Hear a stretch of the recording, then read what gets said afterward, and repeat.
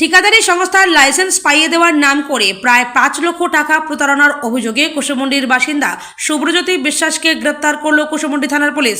ঘটনাকে কেন্দ্র করে রাজনৈতিক মহলে শুরু হয়েছে জোর চর্চা। অভিযোগকারী প্রান্তিক সরকার, যিনি কুশমন্ডি পঞ্চায়েত সমিতির সদস্য, জানান যে 2019 সালে শুভ্রজ্যোতি বিশ্বাস তার রাজনৈতিক প্রভাব খাটিয়ে একটি ঠিকাদারি সংস্থার লাইসেন্স পাইয়ে দেওয়ার প্রতিশ্রুতি দেন।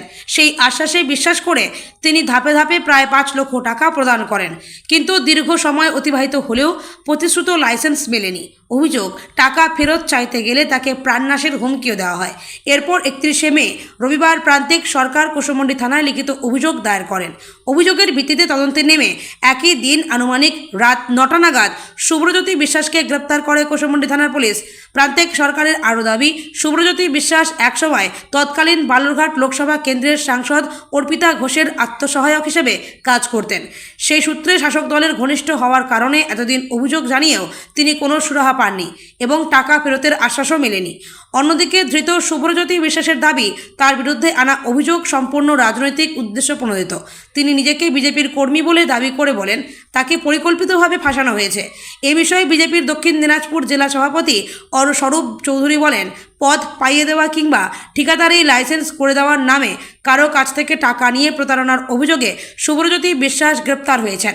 আইন তার নিজস্ব গতিতেই চলবে। ঘটনার নিরপেক্ষ তদন্ত হওয়া উচিত এবং প্রকৃত সত্য সামনে আসা প্রয়োজন। সোমবার ধৃতকে গঙ্গারামপুর মহকুমা আদালতে পেশ করা হয়। গোটা ঘটনা তদন্ত শুরু করেছে কুশমন্ডি থানার পুলিশ। তৃণমূলের পরিকল্পিত পরিকল্পনা এটা, আর কিছু না। তৃণমূলের পরিকল্পিত পরিকল্পনা এটা, তাছাড়া আর কিছু না। যার এগেনস্টের ভিত্তিতে কাজটা হয়েছে যে তৃণমূলের পঞ্চায়েত সমিতির মেম্বার আর আইএনটিটিউসি ব্লক প্রেসিডেন্ট, আমি কথা মুখ থেকে কেউ বন্ধ করতে পারবে না। যতই তৃণমূলের এই অপচেষ্টা হোক, এই কথা বন্ধ করতে পারবে না। পুলিশি তদন্ত হচ্ছে, তদন্তেই সমস্তটা সামনে আসবে। কুশমন্ডির এক তৃণমূল নেতা গ্রেপ্তার হয়েছে চাকরি দেওয়ার, পার্টিতে পদ দেওয়া এবং ঠিকাদারি লাইসেন্স এবং অন্যান্য আরো বিষয়ে টাকা নেওয়ার অভিযোগ তার বিরুদ্ধে। কি বলবেন? দেখুন, এগুলো তো পুরনো কমপ্লেন, পুরনো এফআইআর। দীর্ঘদিন ধরে এরা পালাতক ছিল, বিভিন্নভাবে মানুষকে বিপদে ফেলে এরা ইনকাম করছিল। তো রাজ্যের সরকার আসার পরে এটা পুরো স্টেপ নিচ্ছে। যারা এই অবৈধ এবং অন্যায় কাজের সঙ্গে যুক্ত, চাকরি দেওয়ার নাম করে হোক, বিভিন্ন পদ পাইয়ে দেওয়ার নাম করে হোক, অভিযোগের ভিত্তিতে এরা অ্যারেস্ট হচ্ছে এবং আমার বক্তব্য যে এদের চরম থেকে চরম সাজা হওয়া উচিত, যাতে আগামী সময়ে কেউ এইরকম অন্যায় করার সাহস না দেয়। আরেকটা বিষয় হচ্ছে, এই তৃণমূল নেতা কিছুদিন ধরেই কিন্তু বিজেপি বিভিন্ন ঘনিষ্ঠদের সঙ্গে ছবি তুলে সে ছবি ফেসবুকে পোস্টও করছে। মানে কি কারণ বা কিছু বুঝতে কোনো লাভ হবে না। দেখেন, কেউ ছবি পোস্ট করতেই পারে, ঘুরতেই পারে। ভারতীয় জনতা পার্টি একটা সাংগঠনিক দল, দলের কাছে সমস্ত তথ্য আছে, কারা বিজেপি ছিল, কারা ছিল না। শাক দিয়ে মাছ ঢাকা যাবে না।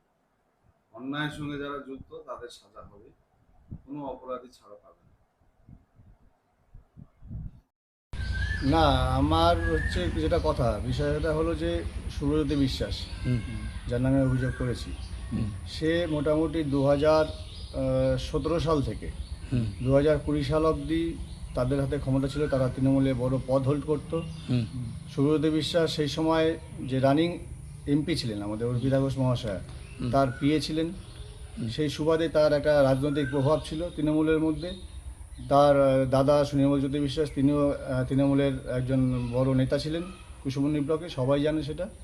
সেই সময় থেকে তার রাজনৈতিক প্রভাব কাটিয়ে আমি যখন তৃণমূলে একটা সাধারণ কর্মী ছিলাম, সেই সময় আমাকে 18 সালের যে পঞ্চায়েতের টিকিট, সেই পঞ্চায়েতের টিকিট পাইয়ে দেবে, আমাকে বড় পদ দেবে, সেই সব প্রলোভন দেখিয়ে আমার কাছ থেকে ধাপে ধাপে বিভিন্নভাবে তারা টাকা চায়। এবং আমিও সেই সময়, যেহেতু আমি তৃণমূলের একজন সাধারণ সদস্য ছিলাম, তাদের কথায় প্রভাবিত হয়ে বা ভয় পেয়ে সেই সময় আমি তাদের টাকা দিই।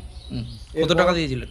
হ্যাঁ, কত টাকা দিয়েছিলেন? আমি মোটামুটি আমার কাছ থেকে 3-4 ধাপে, পরবর্তীতে আমি বলছি একবারে, পরবর্তীতে তার বৌদি যখন 19 সালে পঞ্চায়েত সমিতির সভাপতি ছিলেন, 18 সালে পঞ্চায়েত নির্বাচনের পর, সেই সময় আমাকে আবার বলেছিল যে সেই সময় আমাকে কোনো পদ দেয়নি। আমি সেই টাকা চাইতে গেলে তারা আমাকে আবার বলে যে এই সময় ইয়ে রয়েছে, আমাদের হাতে পঞ্চায়েত সমিতি রয়েছে, আমরা তোকে ঠিকাদারি লাইসেন্স করে দেবো, ঠিকাদারি কাজ পাইয়ে দেবো।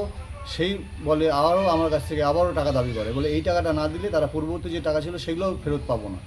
সেই সময় আমি তাদের রাজনৈতিক ভয় পেয়ে আমি আবারও তাদের কাছে টাকা দিই। এইভাবে মোট ধাপে ধাপে আমি তাদেরকে 5 লক্ষ টাকা দিই।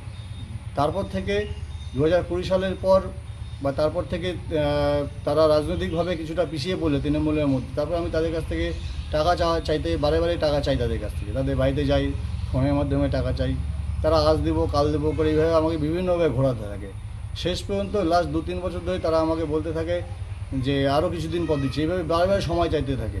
কিন্তু পরবর্তীতে লাস্ট কদিন আগে যখন আমি তাদের কাছে টাকা চাই যে আমার টাকার খুব দরকার, আমি বিভিন্নভাবে মানে আর্থিকভাবে আমি জর্জরিত হয়েছি, আমার বিভিন্ন সার্ভিস লোন রয়েছে, আমার বাড়ির সোনা বন্ধক রয়েছে, আমি মানে মানে খুব বাজে অবস্থায় আর্থিক অবস্থায় রয়েছি। এইভাবে টাকা চাইতে তারা বলে আমি টাকা দিতে পারবো না, এবং তারা আমাকে হুমকি দেয় আর টাকা চাইতে আসবি না, টাকা চাইতে আসলে খুব খারাপ হবে, যা খুশি করে নাও, আমি পরোয়া করি না, এইভাবে তাকে আমাকে হুমকি দিতে থাকে। সেই মোতাবেক আমি বাধ্য হই, নিরুপায় হই, আমি আইনের দ্বারস্থ হই। না, প্রথম কথা হলো আমি তো আইনটিটিউসির ব্লক সভাপতি এখন নেই, আর তৃণমূলের পরিকল্পিত হওয়ার কোনো কারণ নেই। এই কারণে সত্যি আমি এখন কুশমন্ডি পঞ্চায়েত সমিতির রানিং সদস্য, কিন্তু যেই সময় আমি টাকা দিয়েছিলাম সেই সময় তারাই বরঞ্চ তৃণমূলের মানে অনেক বড় বড় পদে ছিলেন, তাদের তৃণমূলে অনেক প্রভাব বিস্তার ছিল, তারা তৃণমূলের নেতা ছিলেন। সেই সময় এই অভিযোগটা সম্পূর্ণভাবে ভিত্তিহীন, তারা তৃণমূলের প্রভাব দেখিয়েই আমার সাথে পয়সা নিয়েছিল। আমি তৃণমূলের সাধারণ কর্মী ছিলাম সেই সময় একদম। বলুন। আমি জানি না তিনি এখন বিজেপিতে যোগ দিয়েছেন এই মানে এইসব বাঁচার জন্য, না তিনি সিপিএমে গেছেন, না অন্য কোনো দলে গেছেন, আমি সেটা জানি না। আমি সেই সময় তিনি তৃণমূলের প্রভাব দেখেই আমার কাছ থেকে টাকা নিয়েছিলেন। আপনি কি চাইছেন এখন? আমি চাইছি আমার এই সুবিচার হোক, আমার যে টাকা দেওয়া আছে সেই টাকাটা আমি যেন ফেরত পাই। ধন্যবাদ।